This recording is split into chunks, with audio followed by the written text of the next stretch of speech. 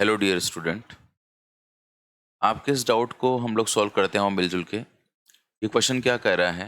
A body is thrown vertically up from ground with an initial velocity 10 metre per second. ये ground है और यहाँ से मैं एक बॉडी को 10 मीटर पर सेकेंड की इनिशियल वेलोसिटी से ऊपर की तरफ प्रोजेक्ट कर रहा हूँ।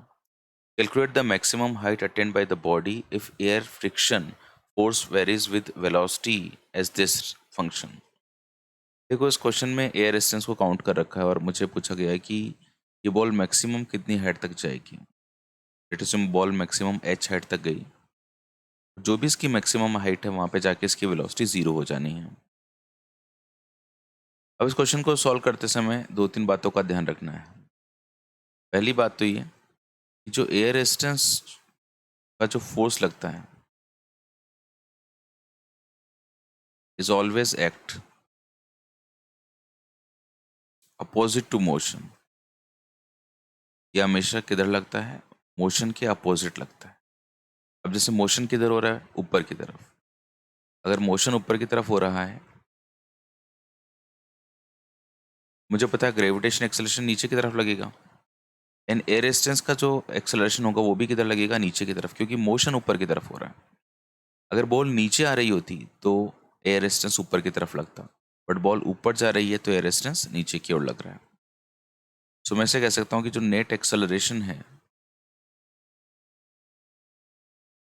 वो है a plus g.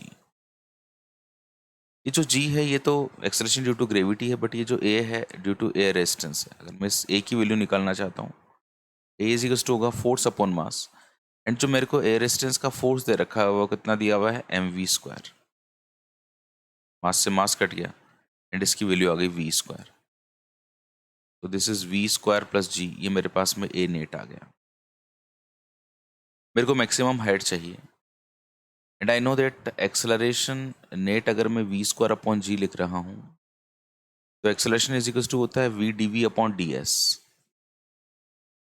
Is equals to v² plus g. अरे एक काम करते हैं, जहाँ जहाँ पे वेलोसिटी की टर्म सारी उन्हें एक साथ लिखते हैं। जैसे v dv तो यहाँ पर है, ये जो v² प्लस जी वाला जो पोर्शन है ना, इसे इधर नीचे ले आओ आप, एंड ds को आप इधर राइट हैंड साइड में ले जाओ। और ऐसा करने के बाद में आप दोनों तरफ इंटीग्रेशन करता हूँ। मैं बिल्कुल जब ग्राउंड पे था तो s इज इक्वल्स टू 0 था और उस कंडीशन में जो मेरी वेलोसिटी थी वो 10 मीटर पर सेकंड थी। मेरे को मैक्सिमम हाइट चाहिए, वो माना h है, और मैक्सिमम हाइट पे जाके वेलोसिटी 0 हो जाती है। Now I have to solve this equation. मेरे को अब इस इक्वेशन को सॉल्व करना है, तो मैं कैसे सॉल्व करूँ? तो देखो यार, यहाँ पे दो तीन बातें पता होनी चाहिए। पहला तो ये कि ये जो v² प्लस जी है ये कुछ अजीब सी टर्म आ रही है यहाँ पे, तो मैं सबसे पहले यही काम करता हूँ, v² प्लस जी को कुछ मान लेता हूँ। लेट से मैंने v² प्लस जी जो है उसको x मान लिया। ओके, तो अब x मानने के बाद में क्या किया, मैंने दोनों तरफ डिफ्रेंशिएट कर दिया। डिफ्रेंशिएट विद रिस्पेक्ट टू कोई भी एक हाइपोथेटिकल क्वांटिटी ले लो आप, x के रिस्पेक्ट में कर दो आप दोनों तरफ। D by d x of v² plus g is equals to x. ध्यान रहे यहाँ पे x को डिस्प्लेसमेंट नहीं है, ने कुछ भी जनरल x माना है ना, तो v² का डिफरेंशिएशन हो जाएगा 2v dv upon dx। Gravity तो कांस्टेंट है तो उसका 0। इधर जब मैंने इधर लेफ्ट हैंड साइड में डिफरेंशिएट किया तो राइट हैंड साइड में भी डिफरेंशिएट किया, D by d x of x कितना हो जाएगा? 1। तो इन दिस वे मेरे को v dv की जो वैल्यू है वो मिली dx upon 2। dx upon 2, v dv को मैंने लिख दिया dx अपॉन 2, जो v² प्लस जी है उसको मैंने लिख दिया x। And again integrate, integration ds इधर किया तो s आया, लिमिट्स लगी 0 से लेकर h, एंड यहाँ पर अपर लिमिट h माइनस 0, तो ये सिंपली h रह गया। इधर 1 अपॉन एक्स का जो इंटीग्रेशन होता है वो मैं जानता हूँ, integration dx upon x is equal to log x होता है विद बेस e। तो dx अपॉन एक्स को मैंने लिख दिया log x with base e। ये जो हाफ है यहाँ पर है एंड यहाँ पे मैंने लिमिट्स लगा दी। जो लिमिट्स है मेरी वेलोसिटी की वो 10 से 0 है, बट अब मेरे को वापस x की वैल्यू पुट करनी पड़ेगी। ये जो x है वो मैंने कितना माना था? v² प्लस जी। और उसमें लिमिट्स मैंने पुट कर दूंगा 10 से 0। सबसे पहले तो एक काम करो यार, इस 2 को इस इधर की तरफ भेजो h के पास में ना, और ये log with s e v square plus g ये मेरे पास में है, एंड इंटीग्रेशन लगा रहा हूँ मैं 10 से लेकर 0 तक। 2 को मैंने इस तरफ भेज दिया और ये h हो गया इधर। 2 को मैंने यहाँ पे भेज दिया इस डायरेक्शन में और ये मेरे पास में h हो गया।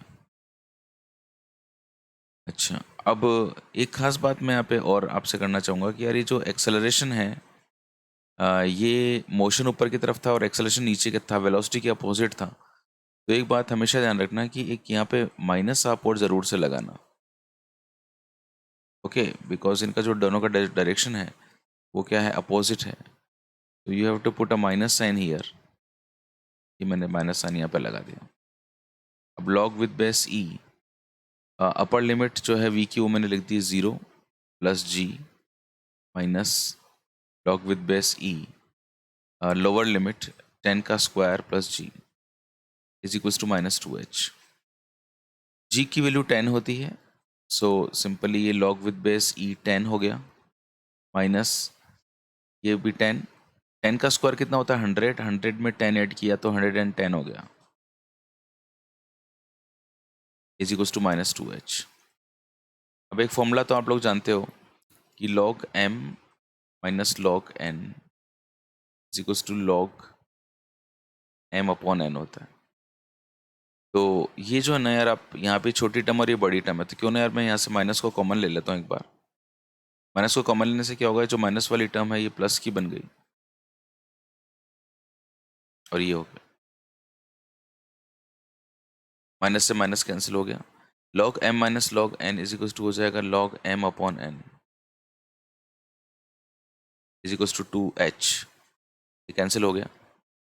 log with base e11 is equals to 2h, and in this way h is equals to आया log with base e11 upon 2, इसे हम ln 11 अपॉन 2 भी बोल सकते हैं। This is the answer of this question, okay. So यार इस question को एक बार मैं फिर से ब्रीफ करना चाहूँगा, जो अच्छी बातें हैं इसकी वो बताना चाहूँगा। पहली बात तो air resistance always act opposite to the motion, motion ऊपर की तरफ है तो ये नीचे की तरफ लगेगा, तो ये मेरे पास इसका एक्सप्रेशन आया। यहाँ पे मैंने आपको बताया you have to put minus sign because velocity के अपोजिट है। देन फिर एक्सेलरेशन को v d v upon d s की फॉर्म में चेंज करना, एंड देन फिर इंटीग्रेशन का ये एक सही मेथड का यूज़ करना, एंड 1 अपॉन एक्स का इंटीग्रेशन आपको पता होना चाहिए, यहाँ पे log x होता है। एंड इसके बाद जो खास बात थी वो log m minus log n का रिलेशन यहाँ पे यूज़ करना, एंड हम इसको log विद बेस e या फिर ln दोनों की फॉर्म में इसको रिप्रेजेंट कर सकते हैं। आपको आपके डाउट का सॉल्यूशन मिला होगा। Thank you so much and God bless you. आपने जो भी सपना देखा आपके सुंदर भविष्य के लिए वो पूरा हो।